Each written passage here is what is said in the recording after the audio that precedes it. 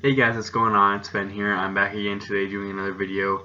I'm actually going to be briefly going back to the Game of Thrones type of videos just to talk about something that I didn't cover in the initial couple that I did that I wanted to cover, and that would be the top 10 Game of Thrones deaths over the course of the entire show. So I'm going to be basing this around a couple of things. Number one, how big the characters were. So I know that there can be very influential deaths of small characters, and I have factored that in here. But another way that a character's death can be impactful is if they're just like one of the main characters. Maybe even the death didn't make that much change or do that much difference on the show, but just them not being a presence on the show anymore was a huge factor. And then thirdly, the plot changing a lot because of the death could be a huge factor. That's sort of the same as the first one, but I just wanted to blatantly state that. So basically, this is going to be based on how much the plot changed and how big of a void the death of the character left on the show as a whole. So let's get into it. At my number 10 spot, I actually have the death of a character who is not even in the television program or books that we know as Game of Thrones or A Song of Ice and Fire.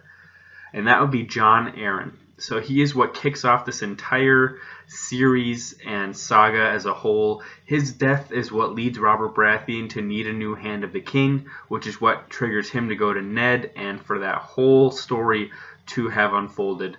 So the reason I have him on this list is because I think without his death, like I will say for a few other ones on this list, but without his death, we really wouldn't have a story, and he is the first initial one. Without him dying, there would be no need for any of this to change, and things would have just been going along business as usual for Westeros. So I have him in here at number 10.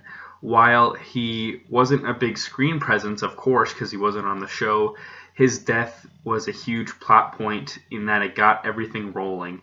So that's why he's on this list.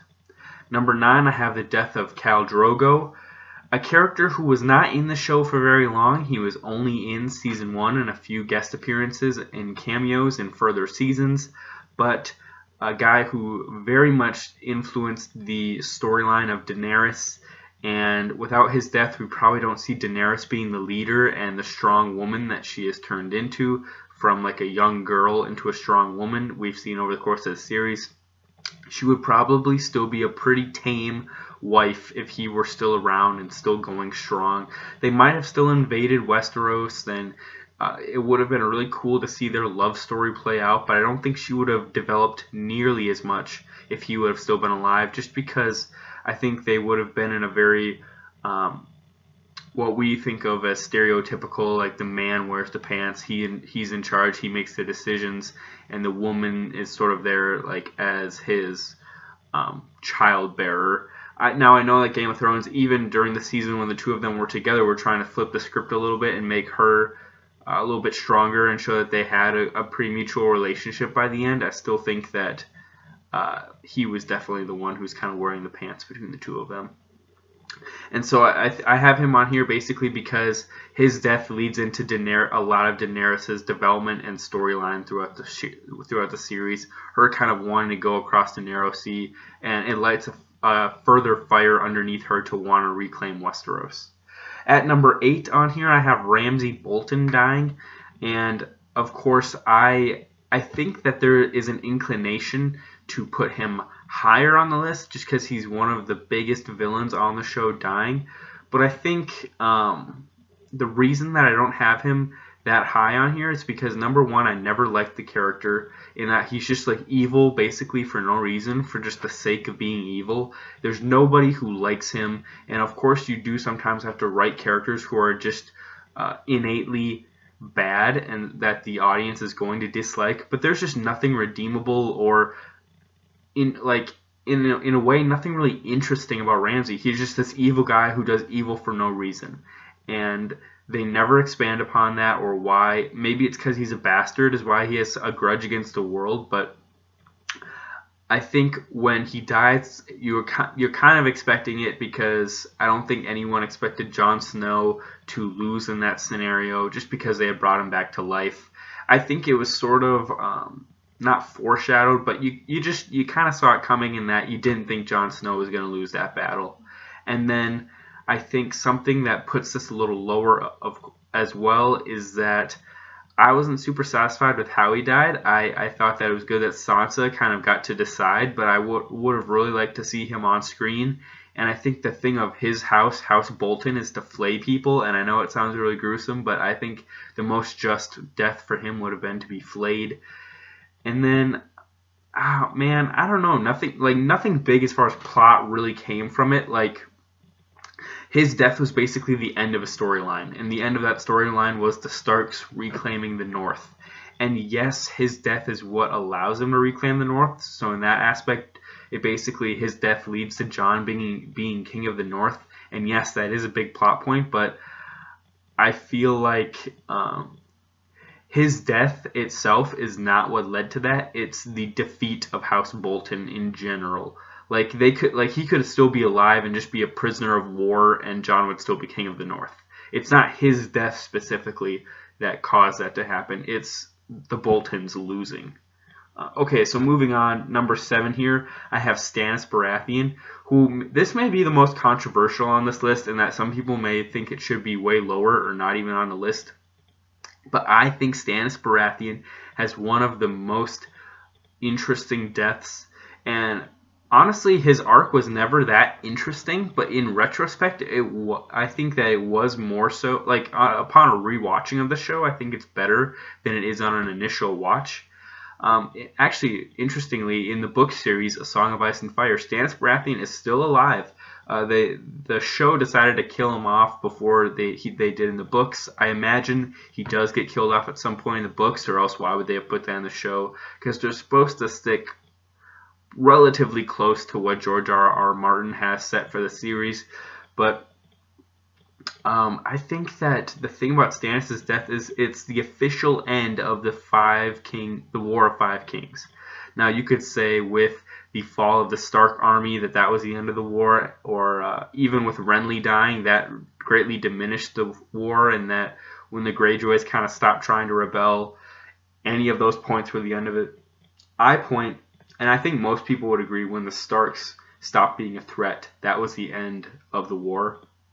But to me, this is the official end of the war. The last legitimate opposer to the Baratheon/Lannisters on the throne is Stannis Baratheon, because he is the only one that has a legit claim to the throne anymore. And I think with him being snuffed out at the end of Season 5, it's the end of what has been basically a storyline since towards the end of Season 1, when Ned sends the letter to Stannis and says, "You're the rightful king." So that is a storyline that really is going over 4 seasons, and this is the conclusion to it. I don't like the way he's killed, in that I think that it's really kind of a deus ex machina that randomly Brienne of Tarth appears and kills him. I think that they hadn't really written that well enough to justify her being the one. I think it makes much more sense that he just randomly dies in battle, but I think they wanted some sort of a dramatic moment between her and him, and to really hammer home that she was definitely a Renly supporter. But I don't know. I just found it to be kind of weird. I think a lot of people also don't like this death, or don't think it's that important or cool, because he had just basically killed his daughter in the episode before his death, so people had no sympathy for him when he died, because he was just willing to do such terrible things to get power. And then I think another reason why people might not like this death is that I don't think deep down anybody thought that Stannis was really going to make like a claim to the throne and eventually win the throne. I think it's fair to say that most people, or in general, the expectation was that he would just lose at some point, and that's what he ended up doing. So in that aspect, it wasn't like a huge surprise that he lost necessarily. I never really expected him to win, especially when he went north at the end of season 4. I didn't think like, oh, he's gonna win back the north, give it to the Starks, and then march south and take the Iron Throne and be king. I never thought that was a possibility, and so I think because his defeat was expected in some way, that this death isn't as cool or interesting, but it is monumental in that it is the real true end of the War of Five Kings. Okay, number 6 on here is Jon Snow. I think that this is a weirder one, and that obviously Jon Snow gets resurrected at the start of Season 6 after being killed off at the end of Season 5.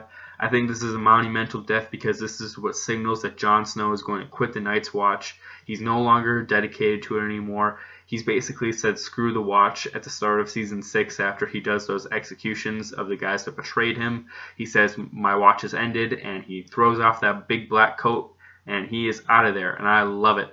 That is the moment that Jon Snow became one of my favorite characters on the show because I just hated him being at that wall. I thought at times it was just slow and it dragged and it was somewhat boring. But the minute that he throws off that coat and storms out of Castle Black is when he becomes one of my favorite characters. So for that reason, his death is monumental in that it leads to him being King of the North. It leads to him defeating Ramsay, of course. If he becomes King of the North, he has to defeat Ramsay. It leads to him going south and meeting Daenerys and then becoming her love interest, and then at the end of Season 7 having sex, and my guess is that she's going to get pregnant from that and they're going to have an heir, and probably that's going to rule Westeros at some point. But either way, that's all stemming from Jon dying. If he doesn't die, he's still just the Lord of the Night's, or the Lord Commander of the Night's Watch, and a lot of the stuff that happens in Season 6 and 7 doesn't happen. And really, that's the turning point when Jon Snow becomes the main character of the show, is after he comes back from the dead. He's basically the main character at that point. So I think if he doesn't die, he's just kind of still this periphery character on the wall who likely just ends up dying when the Night King comes through. Okay, number 5 on here, I have Joffrey Baratheon. I think his death was big because, number one, it was surprising in that nobody really saw that coming at that point. It was somewhat dissatisfying in that I think a lot of people, myself included, hated Joffrey and wanted to see him die in a more gruesome way. Some people say that it's like an easy death just to have died of poison. But I think when you look at the plot realistically, that's the only way he could have died because he was so well protected and well insulated by being king and just being in such a position of power that it wasn't like someone was just going to walk up to him and like stab him or viciously attack him. He was always being well protected by guards and stuff, so poisoning secretly is really the only realistic way he could die. Of course, his death leads to Tommen becoming king and then basically Tywin becoming the guy in charge. And it shakes things up a little bit. It gives Margaery Tyrell a lot more power on the throne. Which ultimately really doesn't lead to anywhere because she ends up dying. Spoiler alert. And also spoiler alert for the whole video. Sorry if you're watching this and you haven't watched the whole show, but if you're watching a video titled Top 10 Deaths, I'm assuming that you aren't afraid of spoilers.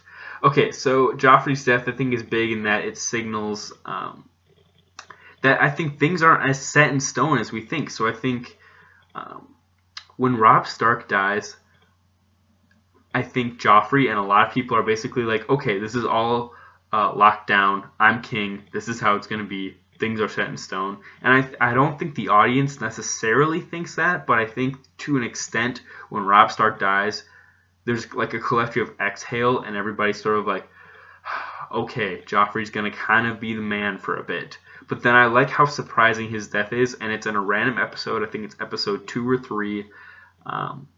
Yeah, so I just like how surprising it is, and then I think obviously it did lead to some big things happening in that Tommen was king, Margaery and Cersei had this huge power struggle because Margaery could take advantage of Tommen a little bit more because he's younger and a little more naive. And yeah, I liked it a lot. It actually is what also led to Tyrion ultimately fleeing and becoming Daenerys' hand of the king. It's indirectly what led to Tywin's death. It's also what led to Sansa being whisked away and going to Ramsay, which you could ultimately also say indirectly led to the death of Lysa, Arryn, Ramsay, and Littlefinger too. Okay, so next on here I have at number 4 the death of the aforementioned Tywin Lannister. This was a big death. I think it was one that we all wanted to see at some point, in that Tywin Lannister was a villain of the show. He was actually pretty enduring though and somewhat charismatic for a villain. I didn't like him ever, but I really found him entertaining and fun to watch. Charles Dance is a really good actor, and the scenes between him and Tyrion in season 4 are, in my opinion, some of the best of the show. And you could argue that Tyrion's trial, the interplay between Charles Dance and Peter Dinklage is some of the best acting on the entire show. I loved it. So, of course, when he's in the privy or the latrine or the bathroom at the end of season 4 and Tyrion busts in on him and shoots him with the crossbow, and they have that exchange, and Tyrion ultimately says, like, I have always been your son, stuff like that. Those are some really good, memorable lines, and just some really good scenes that I liked between the two of those guys. And so I thought that his death was very emotional, and that you really felt for Tyrion at that point. Tyrion was completely justified in killing him, in my opinion. His death is actually very influential in that he kind of had a lot of stuff figured out for Westeros, and the realm was relatively calm at this point, and his death kind of shakes things up a bit in that basically his death leads to Marjorie, Cersei, Tommen all kind of being thrust into this little triangle of trying to figure out who really has the power. Obviously Tommen didn't, so it really boiled down to Marjorie and Cersei, but then the High Sept got involved, and so it was basically those three all vying for the power of the crown, which was, I would argue, a weaker point of the show, but still somewhat interesting in that you had a power struggle. So yeah, I just think, again, as I said, when a big character dies and they leave a big void on the show, that can be a factor in a big death, and that was definitely Tywin here. Huge character, definitely left a big void on the show. Number 3, I have Robert Baratheon, who actually, I mean, of course, I don't need to spend too much time on this because it's a lot like Jon Arryn, but I think it's much more influential in that a lot more starts to transpire because of Robert's death than Jon Arryn's. So basically, because of Robert's death, you have the death of Ned, the start of the War of the Five Kings, and really the bulk of the show. So really, Jon Arryn's death is what sparked season 1, but Robert Baratheon's death is what sparked seasons 2 to 4, essentially. And then, of course, those things that happen in those seasons ripple into things that happen onward. And so really, Robert Baratheon's death is what makes the show happen. For that reason, he's here. And I think there was a little bit of surprise when he died too. So people were kind of caught off guard when he came back and he was basically had been killed while hunting. Number 2 on here, I have probably the biggest shock, or you could argue the biggest shock on the whole show of deaths. I would say it's number 2 because I have it at number 2 on here, not only based on shock value but just overall death. That is Robb Stark. Okay, so people always cite the Red Wedding as the biggest bombshell on the show. You have the death of Robb Stark, his wife, their unborn child, and his mom, Catelyn Stark, who was a main character. I think so. The reason that Robb Stark's death was such a shock was because we all assumed, okay, Ned Stark has died, and now this is going to be a Game of Thrones or A Song of Ice and Fire is going to be a tale of redemption. You're going to have Robb Stark, who's avenging his father who was unfairly killed, and you're going to have a nice story about a guy who reclaims the North, and it's a story where it's not like they're trying to be selfish and take other people's land. They're trying to just be on their own and just keep what's theirs and not support unjust people. And you're going to have a really clean story and a really a hero's journey of sorts, in that you got kind of this normal guy who's the son of a lord, or so Robb Stark, and then he's going to rise to be king of the North, and you're going to have a pretty typical arc. And I think when they kill him, you have a total disruption of that typical storytelling. And I think from that perspective, people would say it's the biggest one, but to me, it's not. It's the second biggest. It's of course huge. It ultimately leads to the House Stark losing the war, but they were already going to lose, honestly, when he killed Karstark, when he executed him, and I think they lost roughly half of their army when he did that, because a lot of their people turned on Robb at that point. So they were probably going to lose anyways. For that reason, I think people really overplay how much Robb Stark's death impacted the war. I think they would have lost still, but probably towards like the end of season 4, rather than basically right when he died is when they lost because they just gave up. So to me, that's a big factor too. All right, at number 1, I have the man who basically started the shocking death concept in television, and that is Ned Stark. Ned Stark was our main character of season 1. We had a very structured noir, but in the medieval times of like, okay, guy who is essentially Ned Stark in season 1 is a detective in the 1940s transplanted into medieval times. He's solving the mystery of why Jon Arryn died. He's collecting clues. He's solving this mystery of who attacked his son, and it all comes together at the end of the season. He figures it out. The Lannisters are practicing incest, and their kids are not actually the king's. The king's children are illegitimate, and so that's why Jon Arryn was killed, was because he found that out. And so then Ned Stark has all these options, of course, and he picks the wrong one because he isn't really good at playing the Game of Thrones, and he's not very good at politics and savvy in that way. And so he ends up being sentenced to banishment, basically, going to the wall. And then, big blindside in the show, Joffrey flippantly decides to, out of nowhere, say that he should be executed, which on Joffrey's part is a terrible political move, and yada yada yada. I think this is huge for the show in that Ned Stark is the main character of the show at this point. I think most people would assume he's completely safe, as most main characters of shows are. And I think his death signals that nobody is safe on this show. This isn't your typical show. This is going to be wild. You can't predict what's going to happen. And it just basically sets us off on this really crazy, unpredictable, fun adventure. And I think, so for both from plot standpoint, it launches the War of the Five Kings, and it just unleashes a huge can of worms. So from that aspect, it was huge. I think from just the show overall, showing you what kind of program it's going to be, it's not a typical TV program. And then I think thirdly, Ned was the main character, so he definitely left a void when he left, and we didn't really know, like, okay, so who do we cheer for now? Who do we side with? From all those angles, I think Ned Stark's death is definitely the biggest on the show. Hope you guys enjoyed this video. It's my top 10. To reiterate very quickly, at 10 I have Jon Arryn, then Khal Drogo, Ramsay Bolton, Stannis Baratheon, Jon Snow at 6, Joffrey Baratheon at 5, Tywin Lannister. At 3 we have Robert Baratheon, 2 Robb Stark, and 1 Ned Stark. Again, hope you guys enjoyed the video. Feel free to leave your rankings below of what you thought are the top 10 deaths on Game of Thrones. I will see you guys next time. Bye.